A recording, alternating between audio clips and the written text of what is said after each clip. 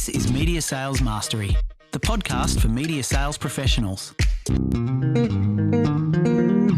In each episode, we bring you information, insights, and ideas from some of the industry's top thought leaders. Connect with us to help pick the topic and guide the show. This is Media Sales Mastery, the podcast for media sales professionals. I'm your host, Jamie Wood, and I am back from Dubai and Abu Dhabi. Took a bit of a break because I was obviously on ground running a big program over there, but have come back with a cracking topic. This one is the definitive guide to B2B media sales. Now, B2B media, trade media, business media, it's a $46 billion industry, and it's all about connecting brands with hyper-specific industry audiences. Selling business media is a completely different ballgame though. Unlike business to consumer media, where metrics like reach and CPM are kind of the king, B2B media is about precision. It's about engaging the right professionals, delivering them relevant and credible, in many cases, utility content, content that's going to make them feel better at their job, more connected into their marketplace, more abreast of the trends that are happening in their sector, and connecting them to brands in a way that makes perfect sense. This is a very specific, very specialized subset of media sales, and it does require a completely different sales approach. In many cases, and I say this with full respect, it requires a much higher degree of commercial acumen from the salesperson, and it requires the salesperson to be quite different in their positioning, their messaging, their prospecting. With all of that said, whilst it is very different, there are some amazing pockets of best practice, and there are some amazing techniques and strategies and tactics that can be applied in any sales domain. So I really enjoy speaking to people who sell publishing or media or digital media in that sort of business media space, because it always unlocks really different ways of thinking about how do you generate revenue, how do you craft client solutions, and what does a value proposition look like when spreadsheet metrics or traditional conventional ways of analysing and buying media don't necessarily stack up. Joining me today is Deeon Mladin. She's a head of sales for APAC for Octomedia, which are a specialist trade and business media company located out of Australia. Really excited to get into this one. Final bit of spam from me before we jump into the main topic. Don't subscribe, don't leave a review, don't follow. You don't need to worry about any of that junk with the podcast. All I ask is if you're getting value from it, if you think it's a good listen, that you share it with somebody else who you think would benefit from it as well. That is all I ask, is just send a text, raise it in your sales meeting, send an email to somebody that you know might be starting out or might be grappling with a particular topic that you know we've covered. I would mean the absolute world to me if we just get this podcast listened to by as many relevant people as possible. With that over, let's jump into the topic now. The first five. Deeon, welcome. Thanks, Jamie. How are you? I'm doing really well. I think we were just chatting offline. We're both a little sleep deprived with our kiddos, but I'm doing okay otherwise. Yeah, no, good to hear. Thanks for joining us today. Let's start a little bit with your background. So what's your career journey? What's your role at Octomedia? Yeah, look, my path into B2B media sales, I think it's definitely been a little bit different to most, maybe a little bit, unconventional, some would say. But I think it's actually what shaped my approach and given me a bit of a unique edge to sales. So I actually started my career as a professional athlete and I was on the women's tennis pro circuit, had a world ranking, was top 10 in the country at one point. And so much of what I bring to the table in sales, I think is, competitiveness, discipline, that resilience really kind of stems from that background. During my playing years, however, when I was back home and in kind of training blocks or injured blocks more so, I was actually casually working in an outbound call center. So that really taught me a lot about, pressure, persistence, people as well. Let's just say plenty of hang-ups and a lot of character building moments, I would say. But look, after wrapping that up and my sporting career, I kind of pivoted towards business and was studying a business degree where I landed a 6-month internship at Fairfax. So obviously now that's 9. But that 6-month internship actually turned into a full-time role when I was 7 weeks in. So I ended up spending close to 4 years there, working my way up from a sales executive to a sales and account manager and then to group sales manager. And that last role there, that's where I was responsible for Fairfax's event portfolio and the revenue there. So everything that I was selling was expo booths, sponsorship of events, and working very closely with the publishing side of the business, because obviously we needed to, work on those integrations integrated campaigns for our clients. And yeah, that's, I think, really built my commercial foundation. So yeah, fast forward a few years, that's when the Nine merger occurred. I had a few big life changes for me, took off with maternity leave and came back into the workforce, wanting to take a little bit of a step back from leadership and more into just an autonomous sales role, right? Just so I didn't have that pressure of leading a team and being a first-time mum. And Octomedia, which is where I am at now, is where I've landed. And Octo is one of, Australia's leading B2B publishers.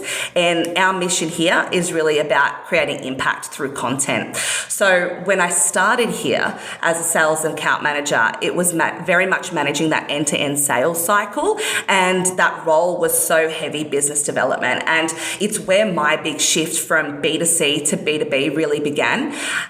Those first 6 to 9 months, I just remember being such a sponge, learning everything I could in the space from colleagues, mentors alike. And yeah, after a successful couple of years, thrilled to step into that head of sales role, which is where I'm still at. And love staying close to that action, have my own sales targets, and obviously do manage some of those larger accounts at the same time. But of course, the bigger picture now for me is about building and executing that sales strategy internally, making sure that aligns with, broader company goals, and leading a fantastic team of 8. They're all out there looking at me now, probably laughing. But for us, it's really not about what we sell, but why it matters to our clients and how we really deliver those business outcomes. So yeah, bit of a journey from the tennis court to the office, but wouldn't change a thing. And I think, good. Yeah, it's all helped my perspective, I suppose, on B2B media sales. Well, that's actually really good segue, because, B2B media, business media is very different, right? Most transactions in media, from my experience, working primarily in B2C, they revolve around reach, they revolve around ratings, impressions, like audience as a currency. A lot of the time, and this is very broadly speaking, it's about the size of the audience in many cases. It's about mass reach. B2B media to me seems very different. It seems like there's a lot of nuance there. And I think you, coming from maybe working across both disciplines, what, in your view, are the biggest adjustments a salesperson has to make when selling business media versus, say, more B2C media? It's a good question. I think my perspective on this is quite twofold. One, I think it's really about having that mindset shift from a volume-based pitch to a value-based conversation. It's something I always rave on about in interviews when someone does have a strong B2C background, because it's not something they necessarily realize. And also, I think, in my view, it doesn't come naturally. Having more of that value-based conversation, it is a skill, and it really needs to be taught and developed. And I think, like I said and touched on in my career, right, that really hit me when I first came into this business, made some of those outbound calls, and I quickly realized metrics like CPM and reach, it really means much, but the true value rather lies in that precision. And what I mean by that is that at the end of the day, our commodity in B2B media is access to a highly targeted audience who hold a level of technical expertise in that certain area, and therefore most likely buying power for that organisation. And then, the second part to that is what I often refer to with my team as having more of a consultative approach and keeping that strategy forefront of mind. So don't let it be transactional. Have a deep understanding of your industry, your client sales cycles, their ICP objectives, gaps. It's paramount, because ultimately B2B media buyers are looking for that long-term partnership. And I guess for a salesperson, it is really crucial to be able to articulate how their platform and channels actually help move their buyers through that full funnel. So think, awareness all the way to conversion. And you can only do that effectively if you speak the language of both marketing and business outcomes. So that's where we talk, MQLs, pipe generation, brand salience, thought leadership, not just clicks, views, and reach, really. Such a good setup for the main topic. Media Sales Mastery. Because one of the things I find really interesting, and I said it in the intro, is, business media, I'm sure Octomedia, from what I understand of you guys, you kind of operate in this space where commercial strategy and content actually kind of need to play together. That division of church and state is maybe not so much there. I feel like your sales team need to go and find and attract the right types of clients that sit in the environment. And conversely, your content team probably need to be a little bit more attuned to working with brand partners. I guess that's a big assumption, but is that a correct assumption? And if so, how do you approach leading a media sales team to ensure that those advertisers kind of look at business media through a different lens, as more of a partnership, strategic investment, as opposed to like that more transactional ad buy approach? It's a valid point. And in essence, I guess it kind of gets to the heart of really how we approach media sales at Octomedia, and also actually what I consider and call best practice for B2B media sales in general.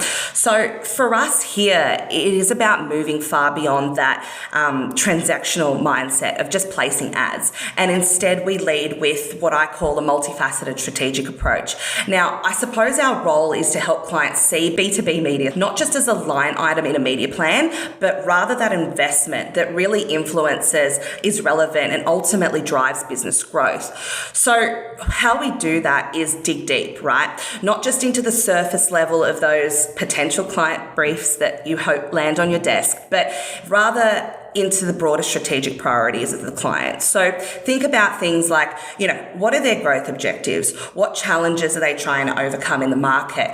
Who is their ICP? And what gaps are they currently experiencing or engaging, how are they engaging with the market as well? So this level of conversation really shifts that dynamic, I think. So it's no longer about what inventory can we sell, but what solutions can we actually co-create to move the needle for that business. You talk to that alignment between content and commercial. It is absolutely critical. And I'm a big believer that once you're talking about any significant investment, it's no longer a one-person job. I mean, I always sit here and I say, I am strong in sales. I will back myself every day. But I know that true success happens when we work collectively internally.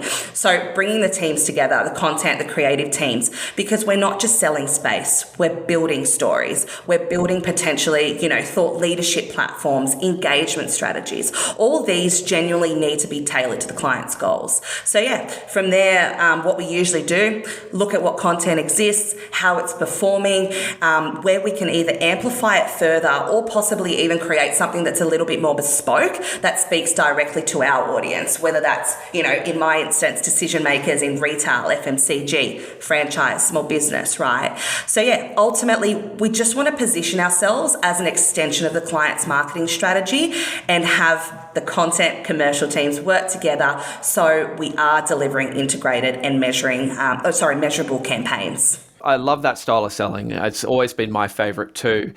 But I'm sure you see this too. There is a tension and a trade-off that kind of plays out in market when you have this type of sales philosophy, because you often have clients or advertisers who are maybe used to buying mass media or are used to buying in a kind of predefined templated way, where things like CPM and reach and the spreadsheet metrics, as I call them, are very much at play. So Deeon, how do you guys I understand the philosophy of wrapping around the client and working strategically to partner, but when you're selling that highly specific industry audience, and particularly at that premium price, what are some more tactical ways you have to work to shift that conversation away from just cost and value? Are there any more specific techniques that you find your team really need to deploy when it comes to that negotiation phase of the sell? Personally, I focus on a few things here, right, to shift that conversation. The first being business outcomes rather than media metrics. So really unpacking, what does success look like for our clients? Is it pipeline acceleration, or perhaps it's just a shift in market perception? Because when you start to reframe that conversation to be around outcomes, we're no longer talking about cost or impressions. You're talking about impact. So straight away, it's such a more powerful conversation. Now, the second way I always look at this is really leading into audience quality and intent. So something along the lines of, our readers, viewers, event attendees, they're not passive. They're engaged professionals who come to us for a reason. That is insights, innovation, leadership, right? They know that we are the most credible source of industry news and content. And so when a brand shows up in that type of environment, they're aligning with that trust, that credibility, and that relevance. And that's a multiplier effect that you simply don't get with broad reach and low CPM buys, right? And then finally, I think if all else fails, utilizing value modeling. I think it just quite simply is maths, but it ultimately demonstrates what that ROI looks like in a more meaningful way. So if you are trying to influence, 100 or 200K deal, and we can help you get in front of the right buyers with the right message, does it really matter if the CPM was $200 or 20? Because in my opinion, the cost of a missed opportunity is far greater than the cost of a premium placement. That's such a great insight that I actually think, just spending a bit of time on ground in the Middle East, where that particular operator doesn't actually have an industry standard measurement at the moment. Mm-hmm. So there aren't the radio ratings or the TV, the OzTam ratings to default to. And so the sales team are very well attuned to that quantification piece of, well, let's actually talk about what does 2 converted leads actually mean to the bottom line? Like, how do we get to a place where we can demonstrate the disproportionate ROI these campaigns will deliver? And I actually do think in the Australian market in particular, it's like we've moved away from that. Like it's as though we're very much kind of hooked on these spreadsheet metrics or these kind of predefined buying criteria. And I think it's such a great reframe here of like, bring it back to reality. What is it that you're actually looking to achieve in really specific terms? And then how do we sort of galvanize our business around that objective to get you that solution? And does the cost actually matter of individual units if we can get you that outcome? Yeah, that's right. And I mean, at the end of the day, if we can help clients stop chasing those low cost, low value reach, right, and start investing in that kind of strategic influence, I think that's where real ROI happens. And, more and more are starting to realize that. But I guess that's also where our role is far greater than just being another media sales rep, in my opinion, as well. You spoke a little bit about content-driven solutions, working in a more integrated, bespoke manner. I'm curious from your experience, how is inventory and packaging different in business media? Like, what kind of advertising products or what sort of mix of products do you typically lean into? And are there any products that are maybe unique to the space that you wouldn't find in a broadcast publisher? Yeah, you're right. I mean, look, one of the biggest differences in B2B media is that we're not limited to those standard ad units, right? So we want to obviously think and move away from that one-size-fits-all mentality and embrace a world of tailored solutions which align with everything we've discussed prior in terms of, ICP, objectives, challenges, etc. So packaging for us is all about, building integrated content-led solutions that align with how professionals actually consume information.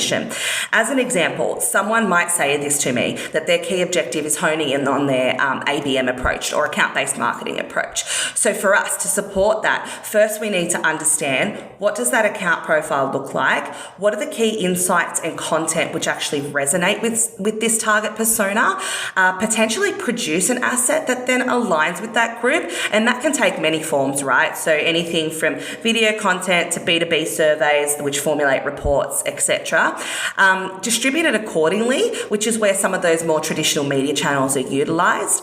But from there, I think the key is focusing on the ways that you can basically engage the already engaged. So think about like, how are we getting those people who are, really interested, already qualified within their target account group, as an example, and bringing them together and moving them through that funnel. As an example, private networking events, private roundtables. So yeah, I think it's really obvious they're not as essentially or necessarily off-the-shelf products like website newsletter, but it's more of that strategic approach, dependent on their priorities, right? And I think the second part to your question around what's unique, what I would say is lead gen programs are definitely, some of the be-all end-all in this space, but they are designed to capture those qualified leads for clients. So we often do, a lot around gated content, webinars as well, custom research and white paper pieces, another valuable tool. It just all comes down to what the client is trying to really achieve and drive meaningful connections between our clients and their prospects. I had a question I sent to you in preparation for this episode, which, just reflecting on your answer, made me think of a bit of a different angle here. I was talking about this idea of reaching business decision makers, and that being like a core part of your proposition. But I actually do wonder, at least from my own experience leading an enterprise sales team that I do, there really isn't that one person who makes the decision in a lot of business decisions or business transactions anymore. It's really a big committee and there's a lot of stakeholders. How do you guys sort of approach that? What does that sort of buying committee look like? How do you potentially engage and serve content and messaging to those different people that might have a strong stake in the outcome, but might not be that ultimate, person that maybe the client thinks is who they're going for. Does that make sense? Yeah, no, absolutely. And I think it's a really good point because, and it kind of goes back to those differences, right? In the fact that they're not buying noise in B2B media, they're buying access to influence. And you're absolutely right. It's a complete buying committee here. And there's so much research out there to suggest that, if you have the best product and if you are the cheapest product, if no one knows you internally within that buying committee, honestly, don't bother in a way, right? I guess my take on this is to always try helping marketers that we're speaking to reframe their expectations, because I think, that high impression reach there, it just creates the illusion of performance. But one impression in front of the right person, be it a CFO, CIO, whatever, it carries far greater weight than 1,000 in front of someone who can't move the needle internally. And that's that strategic power of decision maker reach that we really need to start talking about. And when it comes to this as well, I often refer back to this one stat that most B2B marketers are aware of, but potentially don't action due to budgets or whatever else. And that's the 95-5 rule. And that is that only 5% of brands are even being considered by B2B buyers, because a significant portion of that buying process happens before buyers even begin to research. Again, it just emphasizes that significance of decision maker reach consistently, because it is actually what puts your brand in that 5% consideration window when the time comes. And then, I guess finally, if they still need help visualizing the commercial impact, I always suggest reverse engineering that ROI and looking at that typical sales cycle, of course, because it often just takes, one or two conversations to achieve success and actually show strong ROI from the original spend. And if you can demonstrate that, it shifts that mindset completely. Yeah, it's such a good point. And there's such an opportunity for B2B brands. Like so many, I've made some purchases recently for, data providers for prospecting and different sales tools and whatnot. And it's like you actually start going, there really aren't too many B2B brands that have a really strong advertising / marketing / content strategy. But the ones that do, I'm just immediately going, I already know who they are. I've known about them for about 2 or 3 years now, but I'm already they're already the preferred supplier when it comes time to go and tender this out and start taking demos. Like the opportunity is just massive. But I do think that that's one of the things I was keen to understand from your perspective is I think often you have a lot of B2B brands that think that they've got a sales team, or they might have some different sort of in-house marketing capability where maybe they don't actually see business media as being a vital part of their media mix. So, what does that sales approach look like? Like, how do your team go to market to uncover new partners, and how do they potentially raise the awareness of the benefits of business media and the need for for that brand to actually get in front of these audiences in a more meaningful way, like what you deliver? Yeah, good question. I mean, look, for starters, can I just say that I wish I could have so many briefs land on my desk like in B2C. I mean, it's a daily occurrence, right? But look, in B2B, you just have to be a lot more proactive in identifying those opportunities and who you should be speaking with. So instead of targeting traditional advertisers, on competitor sites, I mean, we naturally do that anyway, but you need to keep up with the industry. And that means, out of the events, other news sources, PR, whatever it may be, to find that next golden nugget. But I think looking for trigger points. So what I mean by that is who is entering the market, who is launching a new product or potentially rebranding and undergoing a digital transformation. They're all trigger points that suggest that they're going to be looking for visibility and leads. And one of my recent kind of go-tos is actually LinkedIn and seeing who's hiring a new CMO or a new demand gen manager, because at the end of the day, that's a great sign that they're gearing up for go-to-market activity. So jump on them, right? Now, in terms of the best way to unlock these prospects if they don't yet realise the need, I think that's all, to do with education through relevance. So as I say to my team, don't send a media kit ever if you can avoid it, right? Yeah. But rather reach out with leading key insights and be hyper-personalised. to, one, get the interest to even have a conversation. But then when you are in that conversation, frame it in a way that educates prospects that being in the industry isn't good enough. They need to be seen. And more importantly, they need to be trusted. And we certainly understand the best way to achieve this. Showcase some examples as well. Social proof, it's always a good one. And I think that really starts opening up doors, whether it be an imminent opportunity or one in 6 months' time, when, to be fair, that's when they start to figure this out anyway, if they don't. But they'll always come back to you. And when they do, it's such an easy conversation to pick up. Do they get a lot of, oh, we'll just send you a press release, or can you just interview us? Or like, is there a lot of that sort of difficult tap dance of, well, if we're super relevant for your titles, why wouldn't you just give us some content and PR exposure? 100%. Our poor journalists have to go through that inbox every day, right? And then I'm forever trying to balance that relationship between, editorial integrity and, being the leaders in what we do, to just saying sorry. I mean, at the end of the day, we report on news in this industry. You kind of need to do your job, right? Yeah. So, it's always a balance. But I guess the best way to say or tackle that from my perspective is always just, pushing it back on them and saying, understand PR is an important part of the marketing mix, but at the end of the day, we all know that a strong marketing strategy involves multiple facets, and part of that is, of course, paid trade media. Yeah, absolutely. And it's so funny, I remember I was thinking about this the other day. There was a fantastic example that I can recall from about 2019 of a mass market, business to consumer style advertiser, big furniture retailer. And they did this really interesting campaign with a trade publisher, and it was all about these kind of pre-built investment property furniture packs. So the whole idea was, if you've got an investment property or an Airbnb or an apartment that you either want to rent out as furnished, or you'd like to put a tenant into, we can kind of take the heavy lifting off you and just furnish the home with a pre-built pack.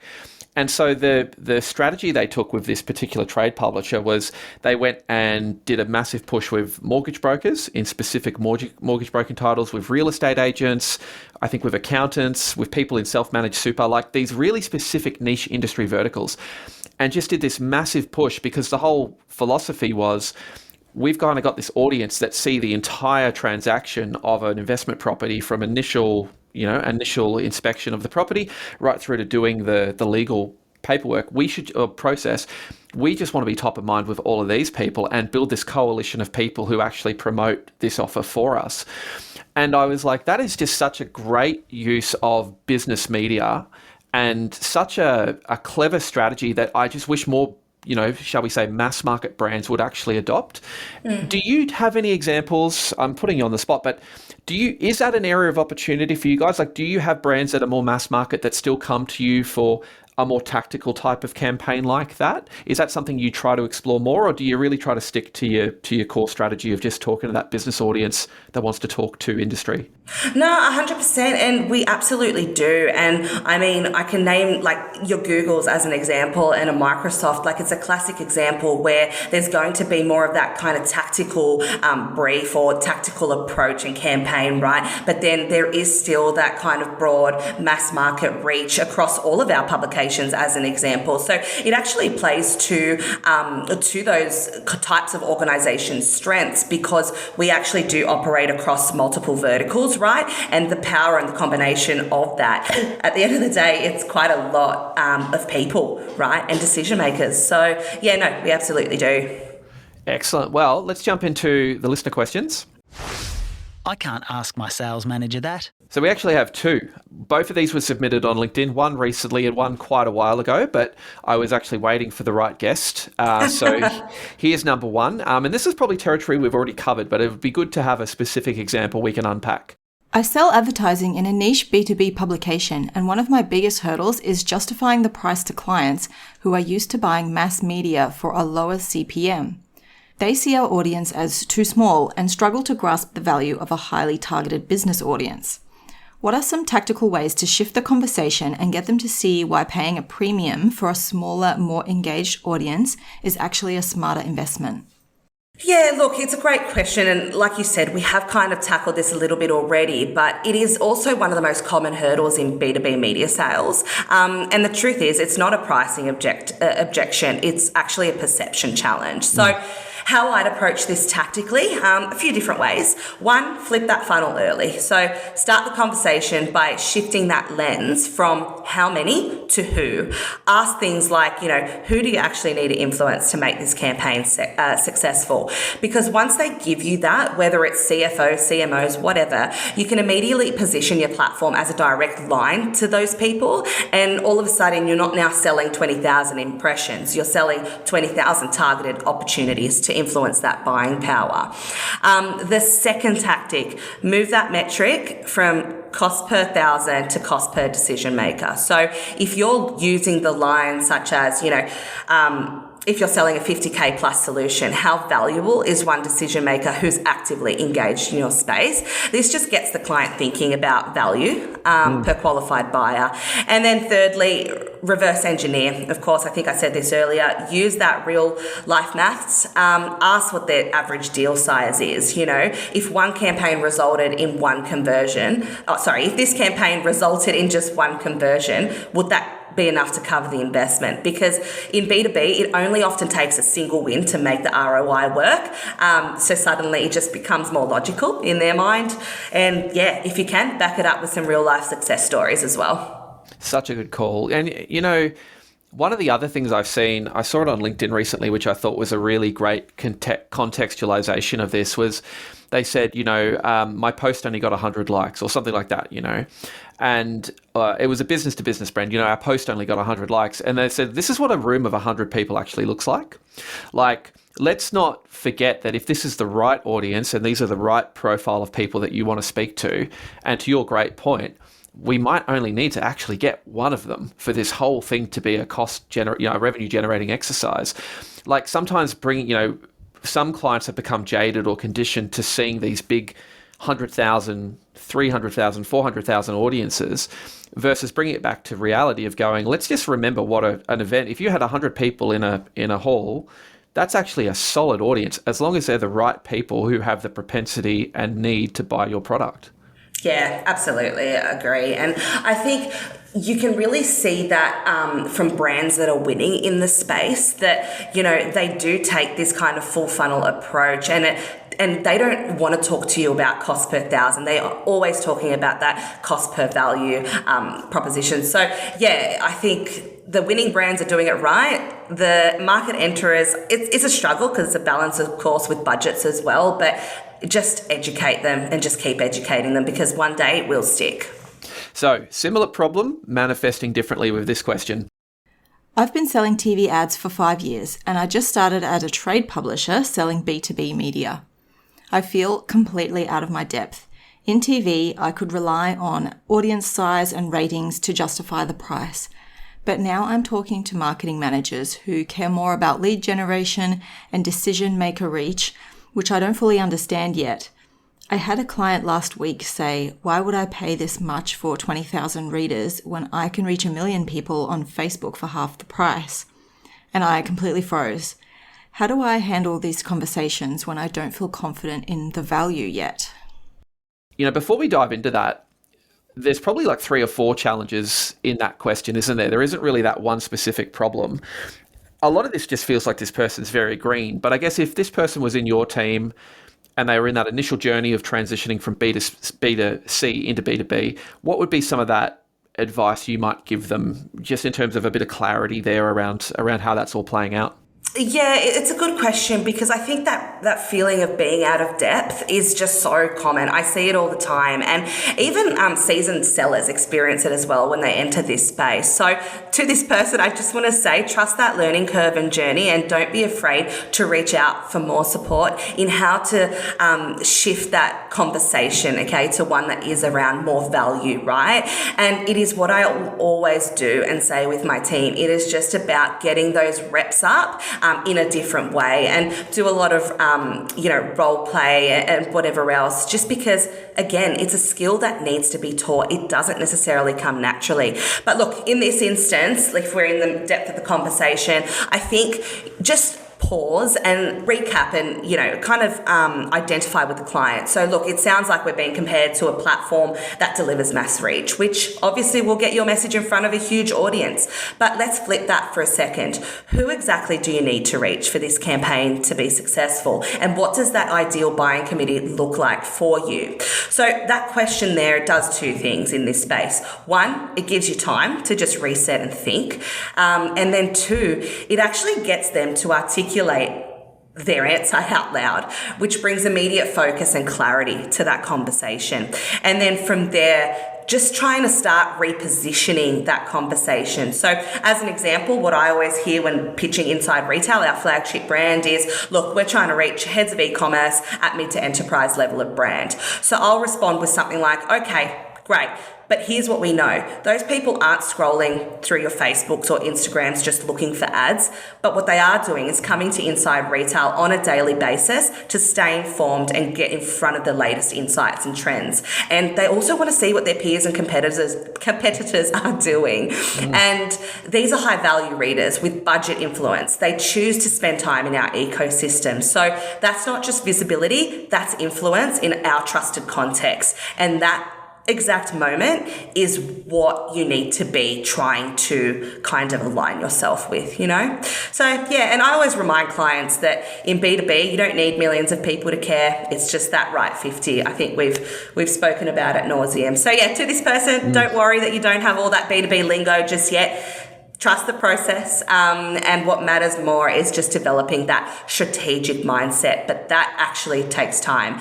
And once you do, and you see this world through a very different lens, and the business impact it creates, well, certainly for me, I don't want to go back to B2C because I just love this level of conversation that I get to have on a daily basis. And I think I kind of had saved like the final question for last, which is sort of how I think it would be great to wrap this whole thing up, because we've really spoken about like what makes B2C and B2B different. How does that play out at a sales strategy and just a sales process level? We've spoken about different client needs. We've spoken about all of these different things around shaping campaigns, inventory. The thing that it would be remiss of me not to talk about is creative. And specifically, I think in B2B, and this isn't a beat up, but in B2B, I actually feel like that's where so much of your value proposition would be bringing really good creative executional ideas to these brands in terms of understanding what is actually going to connect and resonate with your audience, what are going to be those triggers, how do we need to position something. And in many cases in B2B, B2C too, but respectfully to B2B, bringing the client from being a little too close to their product and a little too in the weeds to actually realize how they need to flip that proposition to be market facing. Can you talk a little bit about that? How does that sort of play out? Is that a sales challenge? And what do you guys typically do to kind of use creative as another lever to show value and to drive successful campaigns? Yeah, look, I think it's a really interesting point because from my perspective, it kind of highlights one of the biggest misconceptions in B2B, and that is that everything is about, leads, direct response, and all those sorts of things. And I guess, yes, ultimately that is the end goal. But as I sort of touched on before, the winning brands are doing things very differently. They are working through that full funnel. We're getting creative to be able to take them through that full funnel, right? And I think this area just needs a lot more widespread education because, and possibly not even at a marketer level, but pushing more to those senior stakeholders who control organizational budgets from the outset. Because at the end of the day, where we can help and where we know our strength lies is creativity in content and aligning one's brand with our environment. And it's invaluable because you can't even put a dollar figure on this, right? And I think in that context, a successful partnership will always start with us educating our clients on how to help them educate the market, how to help them elevate their positioning, their thought leadership, right? And ultimately drive pipeline in a way that respects the B2B buyer journey. And those integrated campaigns are the most successful ones where we don't think in silos of brand versus lead gen. But as I said again, on that fully fleshed out campaign through the funnel, that influences stages across all stages of the funnel. So yeah, by working with that consultative approach, I think we spoke about earlier, I think, using insights to guide strategy, that's when clients see us not just as a publisher or a media outlet, but that strategic partner and extension of their current strategy. That is such a great way to round this out. Deeon, thank you so much. That was a really great chat. I feel like it's part one of about a 7-part series we could do unpacking it, but it's so good to speak to people who are sort of driving best practice in a slightly adjacent sort of sector of the market. But obviously, all of that stuff you spoke about could be so easily picked up and applied in any context of media sales. So thank you so much for your time. I do have a parting question that I ask everybody. Yeah. And this one I think is just more around tapping into kind of the zeitgeist right now. What do you believe is the most important sales skill required to be successful in the current market? Oh, that's a really good one. I think it's the ability to be able to evolve, right? And grow with your clients, but also internally. I think it's quite simple. At the end of the day, right? Our job as a business is to make the product the best it can be, or it can possibly be, so it can influence as many people in our space as possible, right? And that, of course, is a massive team effort. So from a sales perspective, running that train, keep going with it, keep pushing in there. Don't just stick to what you once knew. And I always say this to my team as well, because how I sold 5 years ago, how I sold even 18 months ago is so different to now. And we need to keep up with the sales evolution, so to speak. Love that. Well, Deeon, thank you so much for your time today. It was great chatting to you. I'll put a link to Octomedia's website, to your LinkedIn, into the show notes for anyone who wants to reach out. And sounds like you've got a fantastic team there, but we've got an audience of people who may be looking for a gig in the future. So I'm sure they'll be happy to reach out to you and see if there's a place for them selling business media. That's it. Thanks for having me, Jamie. Thank you.